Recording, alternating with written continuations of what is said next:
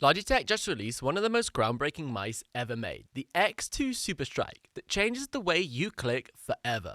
When we developed it, there was so many challenges. But what makes this mouse different to the rest, and how did we get here? This is the first mouse that doesn't use a mechanical click inside of it, like ever. In this video, I'm going to test every single Logitech G Pro gaming mouse ever made, meeting with the engineers behind the mouse to learn about the design choices, challenges, and performance gains with each generation, to understand what makes these industry-leading mice so special. We redefined the click entirely and re-innovated it. What the? Oh, it's super fast. Oh, this is good, bro. Wow. Well, that's crazy. So let's first start with one of the first mice in the G Pro range, which was the G900. Now, I've never actually seen this mouse, and I'm quite excited to check out where everything sort of began. When the Logitech G900 Chaos Spectrum launched in 2016, it completely changed how people looked at wireless gaming mice. Up until then, most competitive players avoided wireless because of latency and reliability issues. The G900 introduced Logitech's Lightspeed wireless technology, delivering a 1 millisecond report rate that was just as fast as wired mice. It had a fully modular, ambidextrous design, letting you swap the side buttons depending on whether you were left or right-handed. For many esports players, this was the first wireless mouse that actually felt tournament ready, and it helped kick off the entire shift towards high-performance wireless gaming gear. But although this mouse was incredibly innovative, there was a few things wrong with it that needed to be improved if this was to be adopted by the esports players. When Logitech's G Pro Wireless launched in 2018, it quickly became one of the most dominant esports mice ever made. Logitech worked directly with professional players to design it, focusing on a lightweight body at around 80 grams. Their new Hero sensor and the same ultra-fast Lightspeed wireless technology redefined the industry. Now, of course, there were a few other mice that launched in between the G900 to the G Pro Wireless, but this mouse is incredibly iconic. The shape was streamlined to be comfortable for any grip style, and it kept the modular ambidextrous buttons, letting players customize the layout. What made the G Pro Wireless so important is that it proved wireless could be the standard for competitive gaming, and within a few years it became one of the most used mice across professional esports. But gamers were becoming better, faster, more responsive, and they demanded more from their mouse. It needed to be lighter. Which is when we saw the first G Pro Superlight. Similar to kind of like a bike, a racing bike. Strip out everything unnecessary. Everything you don't need to just look at the performance for players who just want to win or have a better edge. When the Logitech G Pro X Superlight launched in 2020, it pushed the esports mouse market even further by focusing on one thing: weight. When the Pro X Superlight launched in around 2020, lightweight mice had become the standard for players. It was no longer a niche thing where some gamers had a heavier mouse and lighter mouse. This is what everybody was now using. And when you feel the G Pro against the Superlight, you can genuinely feel the difference. Although the ergonomics of the mouse are almost identical in terms of form factor and shape, when you put this thing on a mouse pad, my word, it is a night and day difference. Logitech stripped back the design to just under 63 grams, making it dramatically lighter than most gaming mice at the time. But the lighter body made it faster and easier to control for competitive shooters. And it was a massive hit. Like we unlocked something because the community didn't realize they'd been asking for it, but they did. Like no one told us we want a lightweight wireless mouse without RGB and no thumb buttons and extra.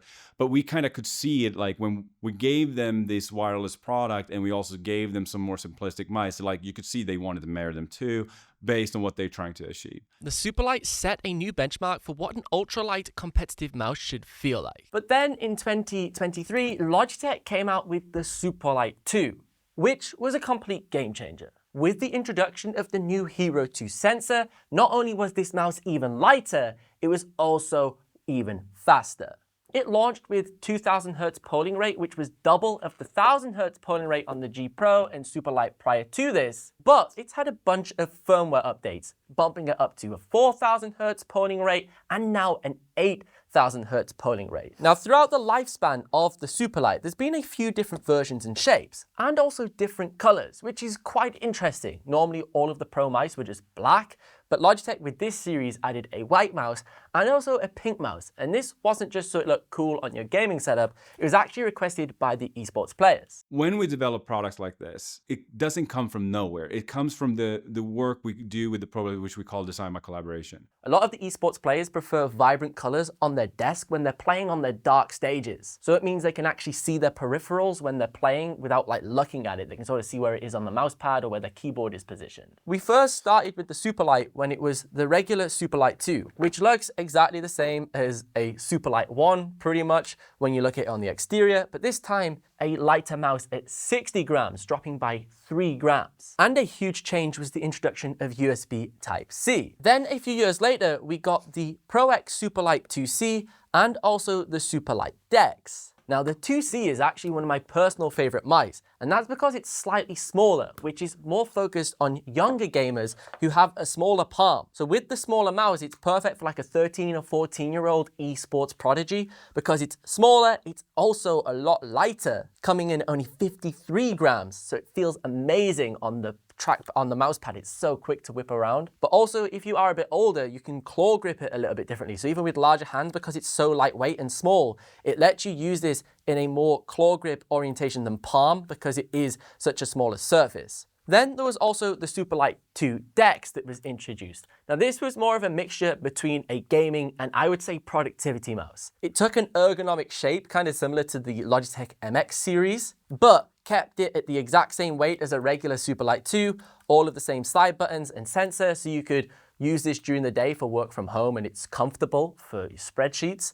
But then also when you game at night, it is a high-performing gaming mouse, so you can be at the top of the leaderboards. And this brings us to today with the launch of the Pro X2 Superstrike. Weighing 61 grams, which is 1 gram more than a Superlight 2, has the high-performing Hero 2 sensor, 8000 Hz polling rate, and kind of looks the same. But what makes this mouse different is the click. Using haptic feedback in both the left and right mouse click completely changes how this feels. Essentially give you an element of force feedback like a video game controller, but inside of a PC mouse. If you put this in position for a pro player, they fight, for milliseconds over each other on a peak corner or an ability that needs to be activated or whatever. And we can get up to 30 milliseconds per minute because we reduce the travel time. So it's a physical improvement by you activating it immediately. And then you need to feel that click, right? Because otherwise you don't know, have I activated it? Your ability to look at the screen and recognize something happen, it takes longer than you feeling it in the tip of your finger. That's where we implemented the haptic trigger to allow you to get that feedback. So you know when you can re-trigger and reactivate. On a single click, we can give you 30 milliseconds. And that is a lot, especially in a world where most of the competitors or industry talks about microseconds. We're giving you milliseconds, like 10,000 times more advantage. Inside of G Hub, you have full control over how strong the haptics are in both of the mouse clicks independently, and you can even enable something called rapid fire, which essentially assists you at being more consistent at rapid tapping on the left mouse click button. So normally on a traditional mouse, if you're playing something like Counter-Strike, you have a single shot weapon.